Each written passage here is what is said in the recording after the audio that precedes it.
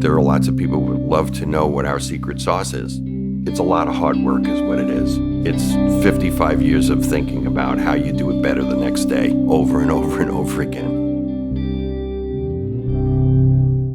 This is a 1952 Telecaster. My mother bought me this for my 11th birthday in 1963. Okay? Oh. I was born in January of 52 on the 27th. This guitar is dated January 13th. Meant to be. 52. Must have been meant to be, you know. It was obviously in much better condition when we bought it. It was a used guitar. It was $100. I have the little booklet where she paid it off $15 a month. That is so sweet. And yeah, I was lucky. I was lucky to get this. Yeah. God, I've always played this. And I take it on the road. I play it, you know. I've seen you play that a million times. A million times. Yeah. I've played this with everybody, you know. I took this on the road for 4 years with Bob Dylan. It's, you know, it's a great guitar. Wow. So when she bought you the Telecaster, did you want a Telecaster, or is that just No, I just wanted an electric guitar and to work. I wanted to play.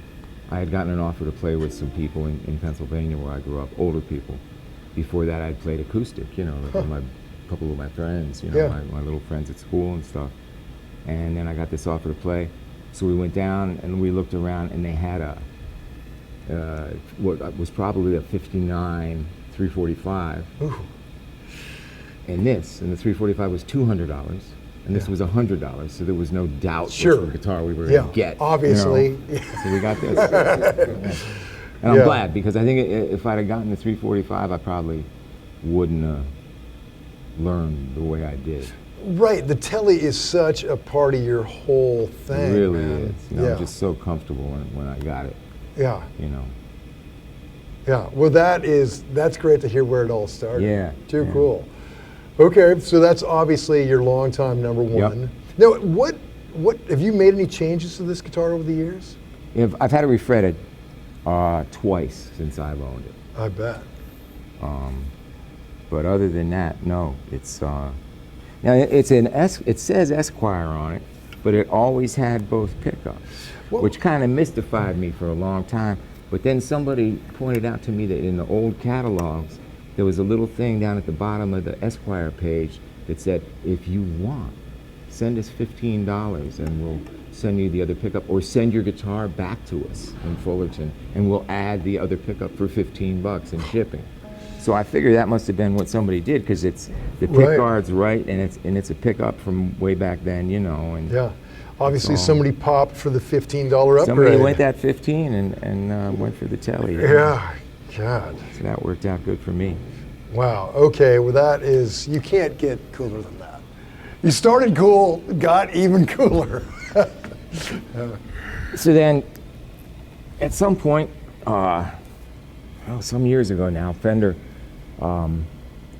said that they would make a G.E. Smith, you know, Telecaster, which I was completely, if you can imagine, just beyond honored by, you know. Oh, sure.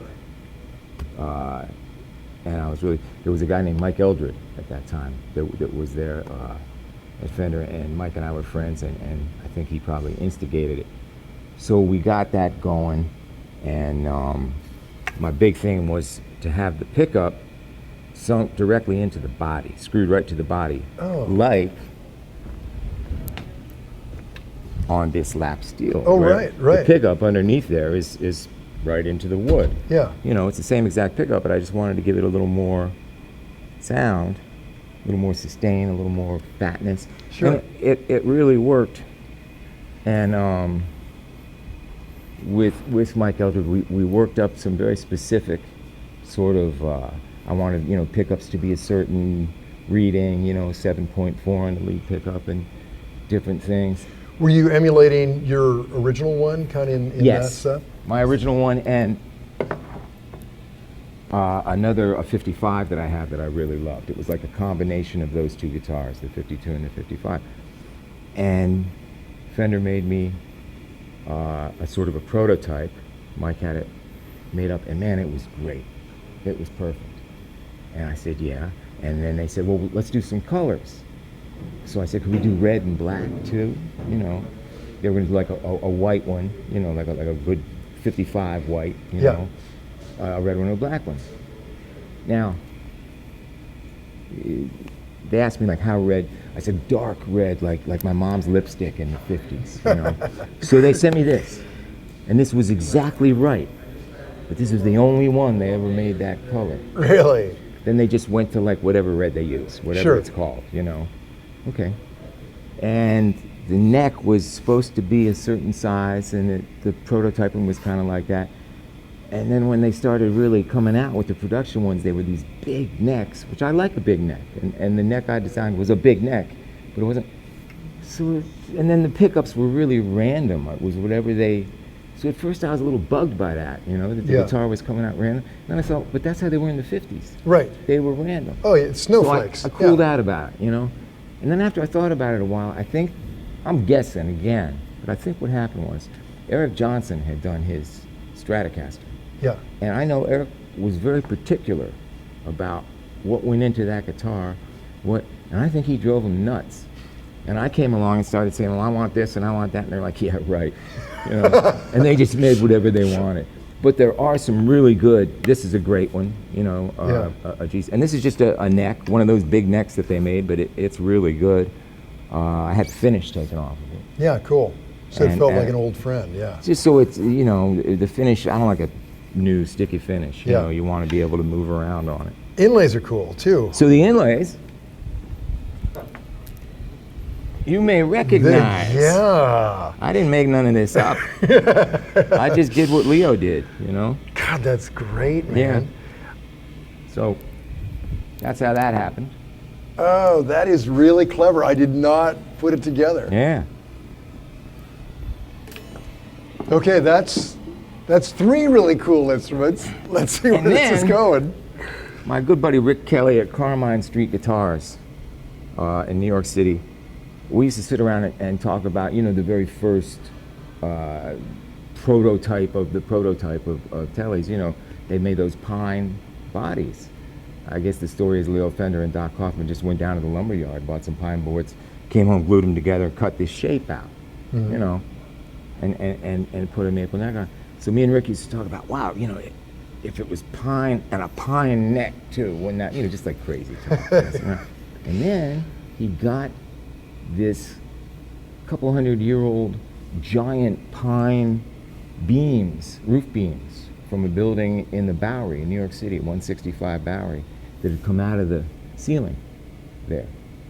And he had all this great pine that was old and had dried and, you know, had everything that you'd want. Oh. So he made these guitars. God, I bet This that is- wood's got to be like, It's like 200 years old. Sure, yeah. Something like that, you know, because those are old buildings down there. right. 150 years old anyway. Yeah. So this thing is, and there's no truss rod, it's a giant neck, Wow. big fat neck. Yeah, that looks like a huge neck. And I had some old pickups, you know, around. That's a 51 pickup that I put in it. But they're really good guitars, you know. Wow. The truss rod thing ever give you any trouble not having a truss rod? Not on this, no, because this wood was so seasoned. You know, this wood was alive. Yeah, I imagine it's not A long going. time ago. It's been dead for a long time and just dried out, and the resin's all dried out, and it's just solid as can be. But the guitar is so resonant. I was playing with Hot Tuna, with Yorma and Jack, right after I got this guitar, which now is some years ago. But we were playing at the Beacon Theater, and I hit a note like one of those, and I held the guitar up in the air, and it just was sustaining, and I went bang, and I hit it, and it rang like a bell, and it just boo. The whole guitar was doing it, not just the string. Sure. So this thing is pretty magical, Yeah, you know? that's great. Yeah, Man. good guitar. Yeah, and I bet that old growth wood like that, yeah, you couldn't, it's like iron. You can't get. It's got great, you know, and Rick knows how to cut the wood, you know, so he's got very straight grain. He also made me a bass that's fantastic that I used when I played with Roger Waters and did the wall. All right, which is Yeah. when I think we did the last rundown Yes, on you. when, Yeah. when they came out and saw us. And the first note that the band plays in the wall is a low E, ba-boom. Right. And man, I'd hit that in those big stadiums with the 75,000 watt PA system, that open E string on Right. that big pine bass. Forget about it. Ba-boom, the whole place would go. Yeah. Yeah, Yeah. that would be very cool. Time. Okay. All right. Very cool.